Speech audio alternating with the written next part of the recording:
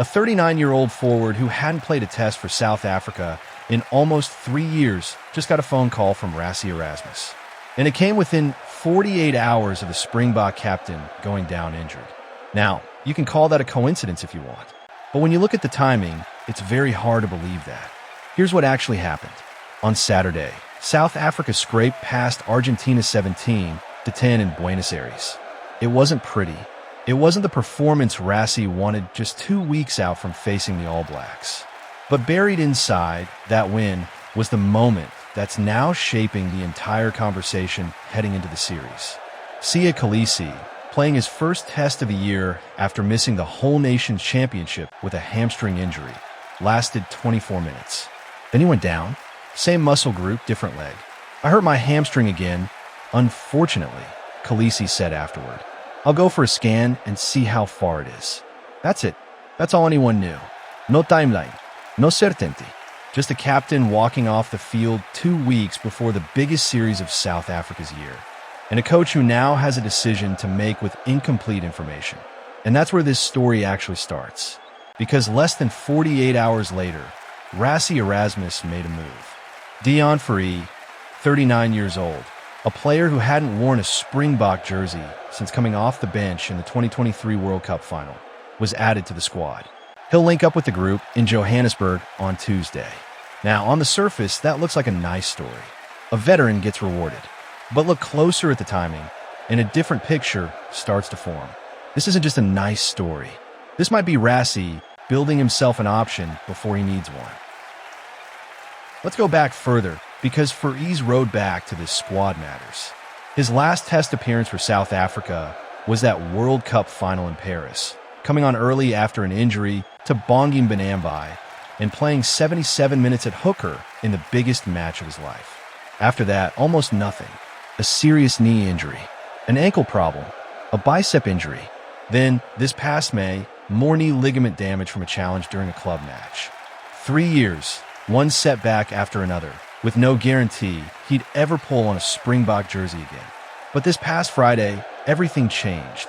Fourie was named in the Stormers' starting side to face the All Blacks in Cape Town. His first game back from that long injury layoff. South Africa lost the match, 38-21. But Fourie didn't look like a player who'd been out for months. He looked like a player who'd never left. Stormers coach John Dobson didn't hold back afterward. An incredible performance for a guy who's again coming back from a serious injury, he said. He's almost 40. He made 3 tackles in 15 seconds, and 2 of them were try-saving. That's the performance that changed everything. Because 2 days after that display, and 1 day after Kolisi limped off in Buenos Aires, Fourie's name was back on a Springbok team sheet. So here's the question the rest of this video is built around. Is this simply Rassie rewarding a brilliant comeback? Or is this Rassie quietly preparing for a version of the series where his captain isn't available?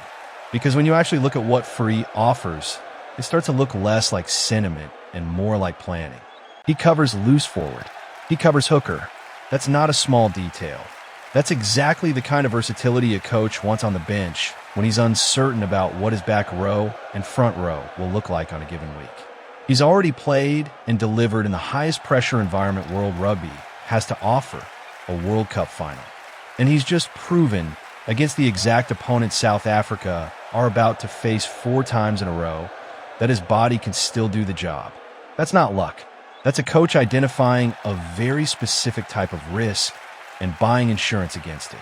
And here's where it gets interesting, because this isn't happening in isolation. This call-up is landing in the middle of a much bigger reassembly.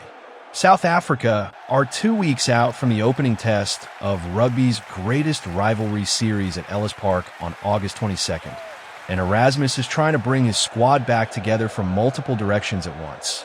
Players coming back from the trip to Argentina, players managing form and fitness after a disrupted year, and now, a captain whose availability is genuinely uncertain. Fourie's addition isn't a standalone headline. It's one piece being slotted into a much bigger picture at exactly the moment South Africa need every piece accounted for. Now, Rassie himself did try to calm things down.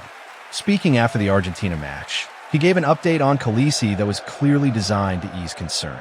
He injured his hamstring, the other hamstring, but it doesn't look too bad, Erasmus said, before praising how dynamic Kolisi had looked in his short time on the field.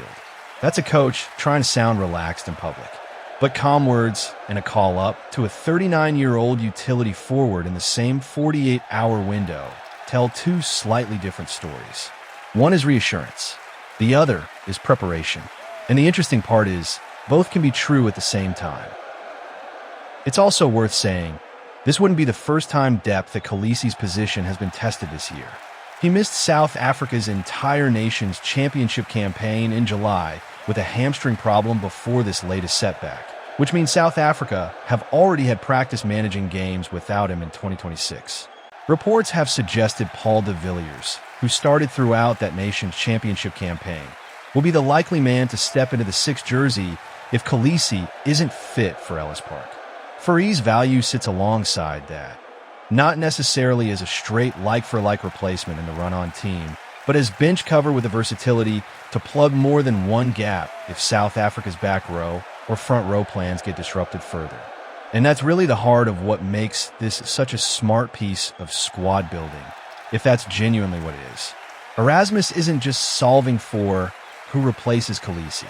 He's solving for a scenario where more than one thing could still go wrong between now and August 22nd. And he wants players in camp who can adapt to more than one problem. Fourie, at hooker or in the back row, is exactly the kind of player. Some people are going to push back on this, and it's a fair debate. There's a real argument that South Africa should be using these weeks to develop the next generation of loose forwards, not reaching for a 39-year-old with a long injury history behind him. If Fourie breaks down again, that's a squad slot that could have gone to someone building toward the next World Cup cycle instead of someone who's already played in one. But then there's the other side of that argument, and it's the side that's followed Erasmus through nearly every major selection call he's made as head coach. He doesn't pick birth certificates. He picks players who solve specific problems in specific moments. And right now, with a series against New Zealand starting in 2 weeks and a captain's fitness genuinely unknown, Fourie solves more than one problem at once. Breakdown work, positional cover in 2 different positions, and composure that's already been tested in the biggest match rugby has to offer. So where does that leave things heading into Ellis Park? Kolisi is still waiting on his scan. Nobody outside the Springbok camp knows. Kolisi is still waiting on his scan. Nobody outside the Springbok camp knows yet whether he'll be fit for that first test. What we do know is that Erasmus didn't wait to find out before he acted. He moved within 2 days, and he moved toward a player who's already proven he can handle exactly the kind of match South Africa are about to walk into 4 times over. Maybe Kolisi's scan comes back clean, he starts the opener, and Fourie's recall ends up being nothing more than a squad depth story that fades into the background.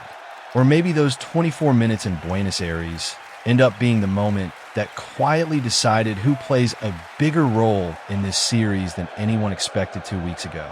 Either way, the pattern is the same one Erasmus has shown again and again. He doesn't wait for the crisis to become official before he prepares for it. The insurance gets written before the crash, not after it. So tell me what you think. Is this Rassie being